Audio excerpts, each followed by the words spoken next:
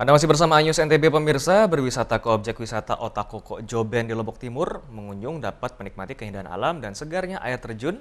Dan tak hanya itu, pengunjung juga bisa melakukan terapi kesehatan karena sumber mata airnya dipercaya berkhasiat untuk menyembuhkan berbagai jenis penyakit.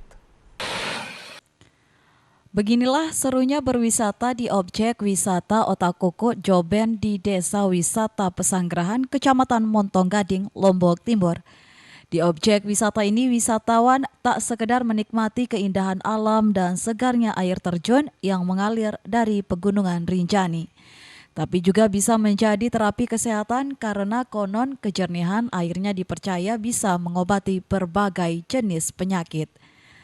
Objek wisata ini menjadi primadona terutama bagi wisatawan domestik. Wisatawan selalu ramai berkunjung terutama di setiap libur akhir pekan. Untuk memberikan kenyamanan ke wisatawan, Pemda setempat menambah sejumlah fasilitas seperti gazebo dan perbaikan 2 kolam renang di kawasan objek wisata ini. Kenapa memilih Otakoko Joben? Katanya dari informasi ini ada obat di sini untuk mencari sembuhan biar bisa jalan. Kalau dari sisi airnya gimana Pak? Enak sekali. Nah, bagi Anda yang punya agenda berlibur ke Pulau Lombok, ada baiknya berkunjung ke objek wisata Otakoko Joben untuk menikmati segarnya air terjun pegunungan sambil berobat. Dari Lombok Timur, Ramli Nurawang, iNews melaporkan. Ya pemirsa, mungkin setiap hari Anda meminum kopi Arabica, tapi tahukah Anda bagaimana proses kopi Arabica dibuat? Anda penasaran? Berikut liputan selengkapnya untuk Anda.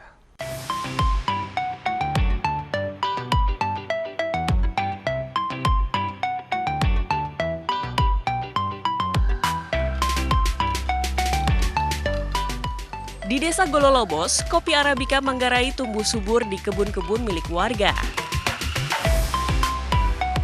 Pada masa panen, warga bisa memanen hingga 1.200 liter biji kopi dalam 4 kali panen.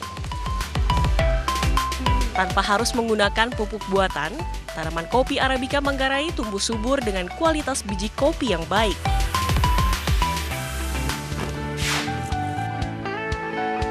Yakobus Kas, salah seorang petani kopi Manggarai yang menerapkan perawatan khusus terhadap tanaman kopi miliknya. Pengaruhnya kalau pangkas, dia punya biji itu tetap besar dia. Mutu kopi itu bagus. Yakobus memiliki kebun kopi seluas 1 hektar di belakang pekarangan rumahnya. Di pekarangan rumah saya, itu kan ditanam campur dengan cengkeh. Jadikan cengkeh itu sebagai pohon pelindung. Sebagai tanaman pelindung, cengkeh berperan mengendalikan cahaya matahari menuju pohon kopi. Selain terpaan sinar matahari, proses pematangan kopi Manggarai dipengaruhi pula kondisi geografis yang kering di dataran tinggi dan pengaruh angin dingin Australia, sehingga pematangan buah menjadi sempurna. Proses pasca panen merupakan salah satu kunci cita rasa kopi Manggarai. Setelah dipetik, pada hari itu sorenya harus dikupas, digiling. Kemudian direndam 1 malam. Waktu pengupasan itu difermentasi dulu. Besok paginya dicuci, lemak-lemaknya itu dikeluarkan habis. Terus dijemur langsung 2 jam saja.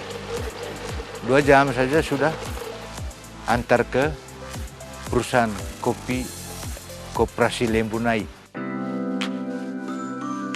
Penjemuran biji kopi Manggarai di tingkat petani sedikit berbeda dengan penjemuran kopi di tempat lain. Petani kopi Manggarai hanya menjemur biji kopi selama 2 jam setelah proses fermentasi dan pencucian. Setelah itu, petani dapat membawa biji kopi langsung ke koperasi untuk diolah kembali.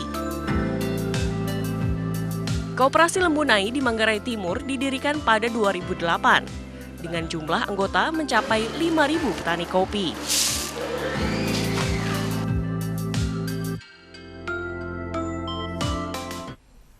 Ya pemirsa, Imlek biasanya identik dengan atraksi barongsai dan di Bogor, Jawa Barat terdapat sentra perajin barongsai, namun tidak hanya barongsai saja, perajin juga memproduksi liong atau naga panjang.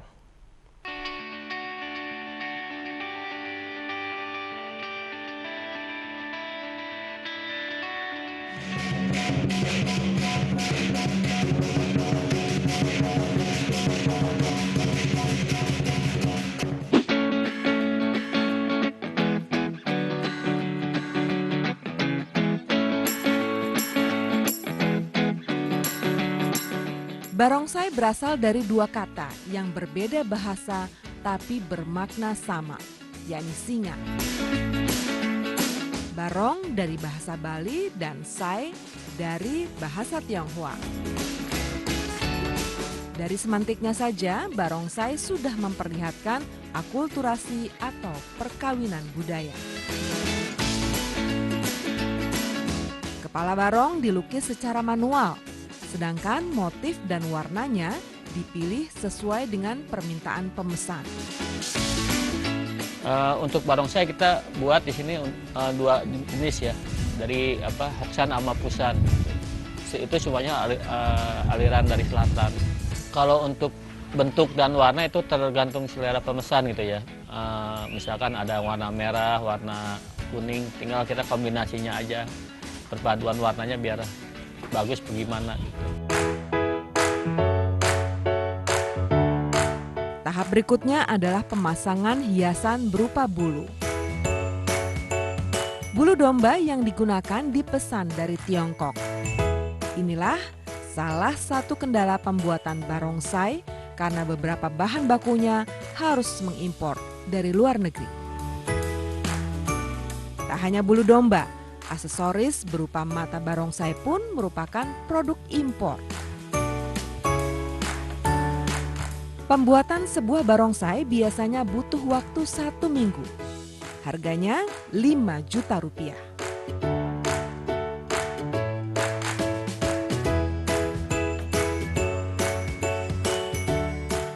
Bukan hanya barongsai, Lili Hambali dan kawan-kawannya pun memproduksi liong atau naga panjang.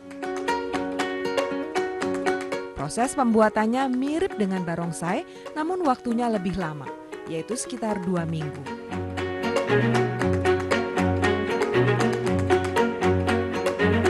Pembuatan liong lebih lama dibanding barongsai lantaran proses penyablonan badannya yang mencapai panjang 19 meter dan harus dilakukan berulang-ulang.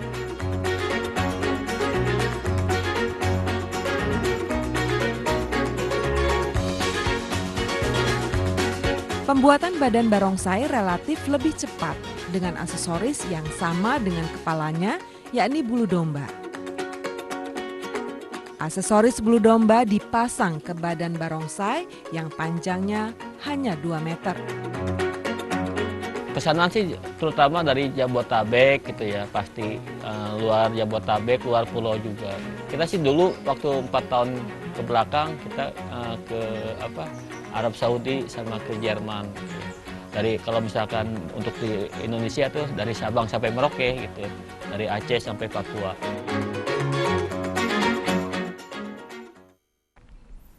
Ya pemirsa, serangkaian informasi tadi sekaligus menutup perjumpaan kita di iNews NTB kali ini. Saya Hidayat Ariasi berserta kru yang bertugas pamit. Terima kasih dan sampai jumpa.